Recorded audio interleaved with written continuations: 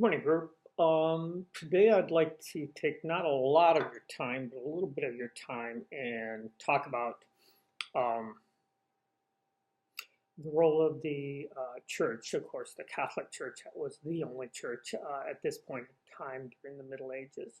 This is going to probably take somewhere in the range of about 7 to 10 minutes. What I'd like to do in that time is to give you a look um, at some of the big ideas and some of the issues that were hinted at in the reading, but were not clearly stated. And I think it's really instructive to get these big concepts out there so that you really understand the role of one of the organizations, institutions that put the Roman world um, back together, not the Roman world per se, but put the world back into a different form. So let's get going here. There's two sides to this. First and foremost, let's look at the positive sides of what the church was able to do. The church certainly provided stability.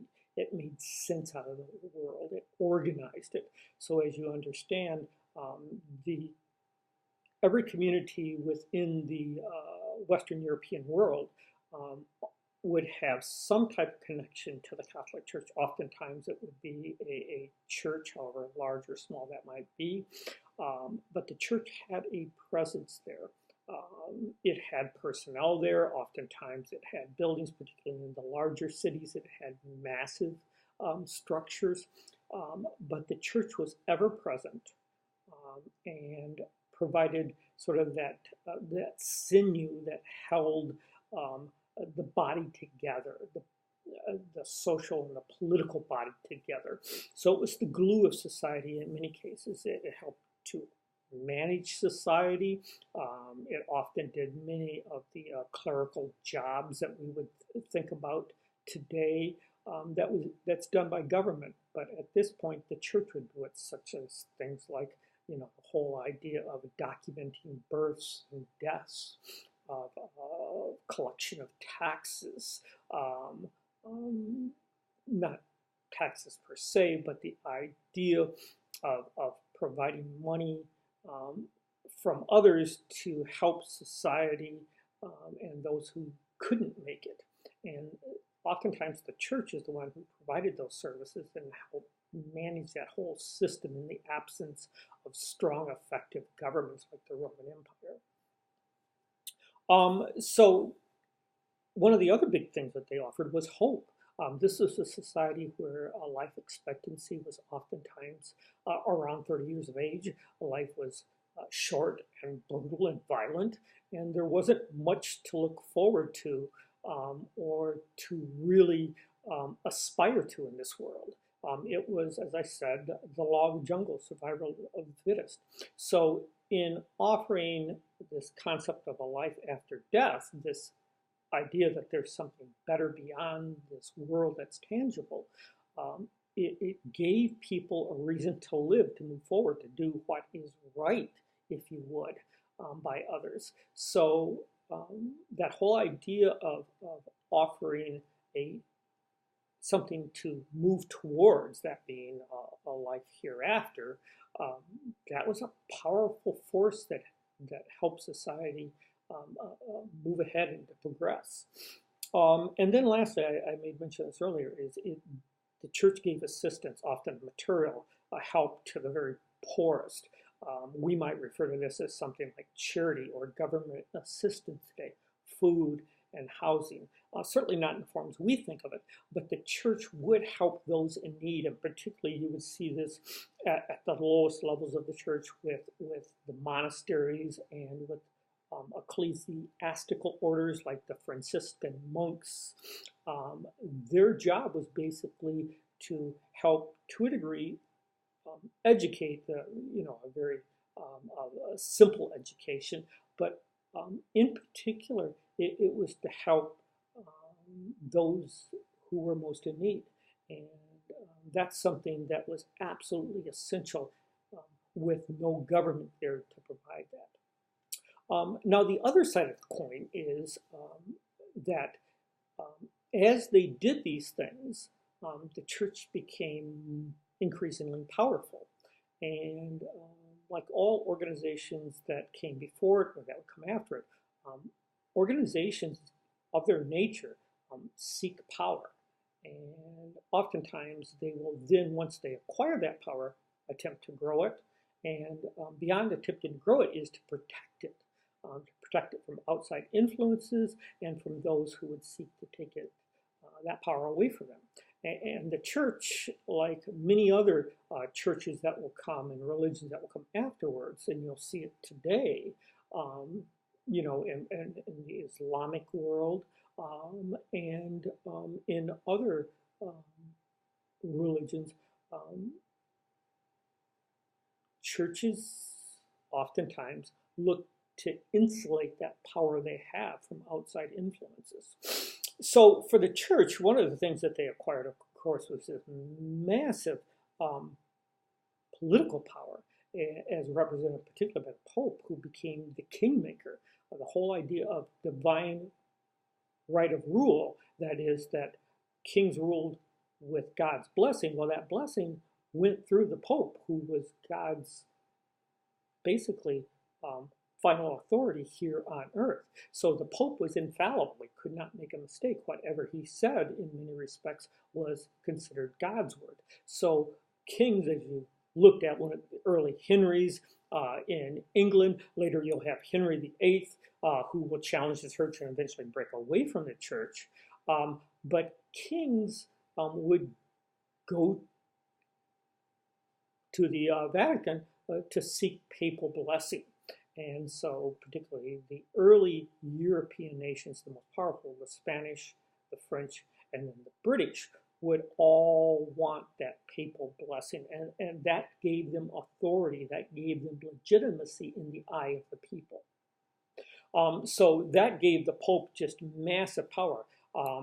Unfortunately, the popes oftentimes would then use that power for their own gain. They lived extremely extravagant lives, great wealth, and that power would be unfortunately corrupted at times, and you're going to have a series of popes, like the Medici popes later in Italy, that there'll be a backlash against because of the corruption of the church. And we'll study that when we study the Protestant Reformation that starts in 1517. The church economically had great power. They required tithes, basically 10% of all that was produced. I mean, so think about, in terms of total GDP, 10% of that, that's a massive amount. Plus, the church had great land holdings, and they rented those lands out. So in many ways, the Catholic Church was the most wealthiest institution of that time. And the top leadership, some of the wealthiest individuals of the period. And again, they would use that to build these huge cathedrals. They talked about Gothic architecture. And those buildings were used in such a way and were symbolic of such a way of the power of the church and of those who ran the church. So the economic power that the church wielded was as powerful as any king, particularly during this time of the Middle Ages. Later, of course, the monarchs of Europe, in particular the British, will be the first. There'll be a backlash, and that political and economic power I just spoke about, the monarchs will go after that and challenge the church on many fronts, oftentimes separating from the church. Another area, one of the last areas I wanted to talk about was the church had this power of basically from birth to life of controlling society. So the other aspect of this power is that social power, tying society together. So the church, as you saw, could remove you, it could excommunicate you, which would doom you, in their minds, to hell after life. I mean, there is no greater punishment. There is no greater issue for those in the Christian world, for people of faith. So the church held out that the greatest gift of all, that was life after this brief existence here on earth. And in doing so, all aspects of society, you read about the holidays, you read about the important people of the period and those ways that they were honored. But society, by and large, was held together by the daily, going back to my earlier point, the daily activities that surrounded a religious life. So as I wrap this up, you have to look at how the church, one, by and large, used their power to help organize, offer hope, offer assistance, to provide an absolutely necessary element to this unorganized, chaotic world, particularly coming out of the Dark Ages into the early Middle Ages. And granted, as you guys read about, church power will begin, their wings will be clipped in things like the Black Plague and later in reactions like the Protestant Reformation and the Renaissance that will challenge them. But the other side of that is the church silenced critics. The church had no room and offered no alternative voices. So as many institutions that have come before, the church protected that power against ideas and forces from the outside. And in doing so, it would limit progress and the ability to move ahead with scientific learning, with economic development, and with political development in the form of rights and freedom and alternative ways of doing things. So the church was absolutely essential, yet at the same time, as it became larger and more insular in terms of protecting power, it unfortunately became more regressive and would limit what the Europeans were able to do. So there you have it, both sides of it. I hope that you got some notes for this, you understand this, and I will offer you a time for Q&A probably in tomorrow's session, and I'll try to get back with you in response to those questions that you might have about the role of the church. Now you're going to go on to the issue of feudalism. We're going to look at that quickly, how it was organized, what it looked like, and of course feudalism was the other great institution, a societal arrangement along with the church of this period. Have a good day, guys, and we'll talk to you soon.